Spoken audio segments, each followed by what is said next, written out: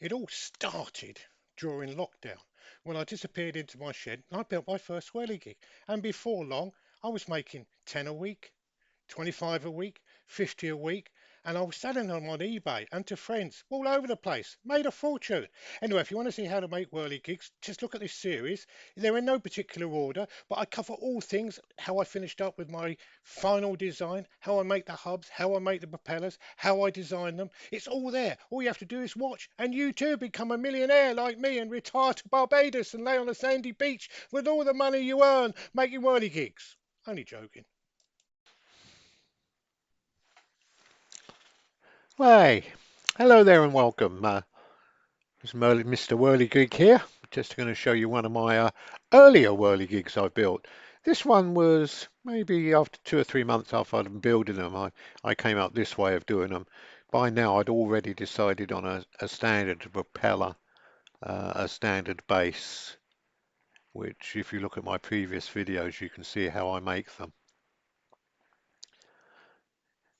And they just slot on top of the pole there, and the whirligig splits down into three pieces just by undoing two screws on the base. You can remove the propeller and its block that it goes through, and then you've got it into three pieces. So you've got the propeller piece, the stand, and the figurine piece, which has got the wood chipper on.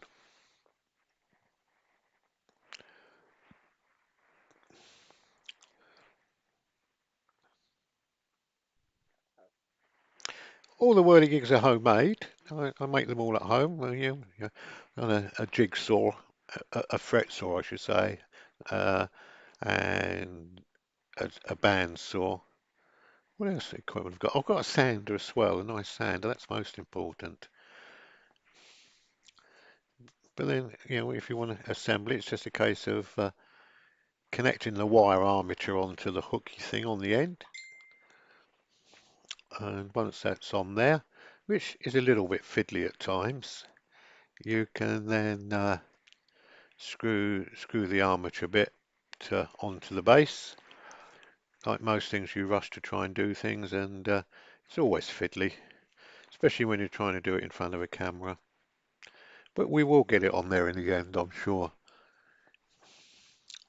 When I actually recorded this, the day I recorded it, the microphone wasn't quite working, so I decided to redo it with a voiceover. So all I'm doing is giving you a little bit of commentary of what I'm up to over the top of the video. And once we've finally done it, didn't take too long, did it? You just line up the two screws. Obviously it's already been screwed in before, so it's quite easy to screw in now. Just screw it up.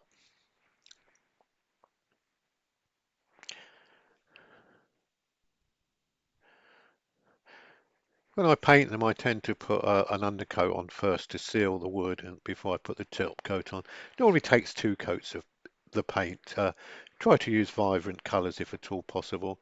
And there he is. There he is going round and round and round, chopping up and down quite well. I've slightly changed the design of the wood chopper. With this one, wood chopper here, he just chops with his arm.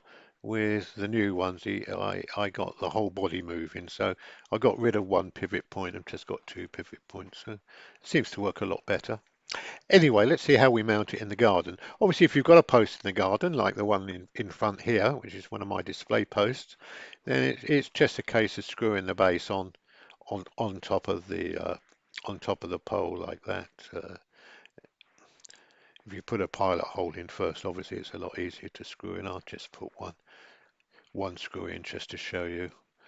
And then the whirligig just sits on top, just like that. It's quite simple, isn't it? There's no fixing, it's not fixed in at all. It just rotates round and round. I've done it that way, so if you do get a gale or the wind blows, or then you can always take the whirligig off and take it indoors, keep it safe until the storm goes past, and then you can put it back without the wind grabbing hold of it and breaking it.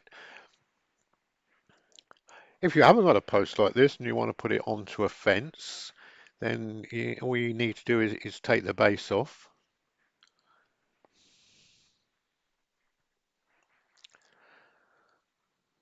And once you've removed the base, that's it. You just there. I haven't put the two holes in the side, but you can put two holes in, then screw it to the fence like that.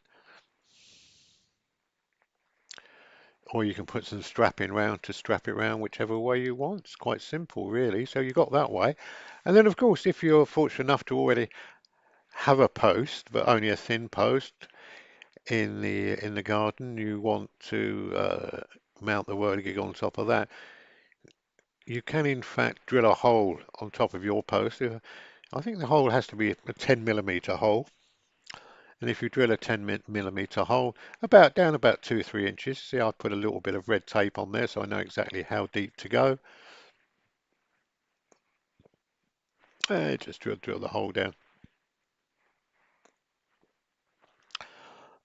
That's it.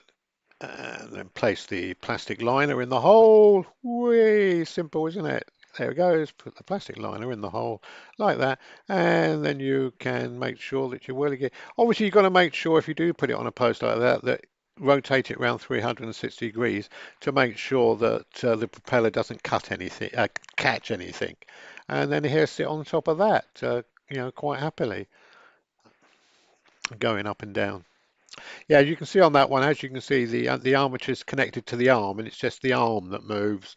With the later whirligigs, the arms form part of the body, and I connect the armature to the body, so the whole body moves up and down. If you look at one of the other videos with Woody the woodchopper on, you will see how I've done that, which seems to work quite well.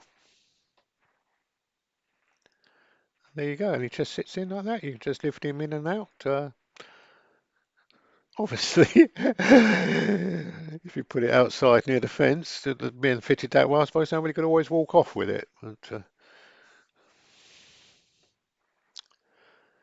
we go.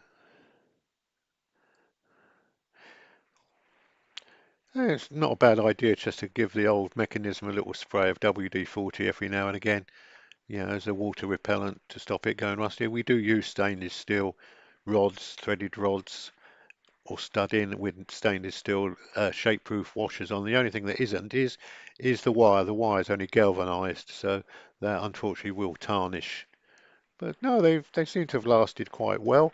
We do tend to seal the wood with a primer, so the wood doesn't bloat or do anything. With this one, I've just got a little tree trunk on it. I have done some with bigger trees, so it looks like it's chopping a tree down. But no, it's quite goes round and round and round.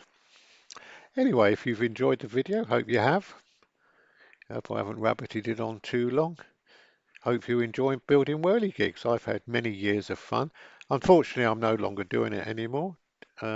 Being retired and we've left this property that we're at there, and we've downsized, and unfortunately I've lost my shed, which I used to make all the whirligigs in, so I'm unable to make any more now. So all I do now is make the odd one just to order if somebody orders one very special. I like the challenge of making one. Anyway, look after yourselves, be good, and don't forget, be kind to the animals, and we'll see you on the next video. Thank you. Well, thank you very much for watching the video. If you'd like to support my channel, you can do so by obviously sharing and liking and subscribing to the channel. But even more, I'd appreciate it more if you'd love to buy me a cup of tea so I can dunk my biscuits into. It would be greatly appreciated. Follow the link in the description. Thank you.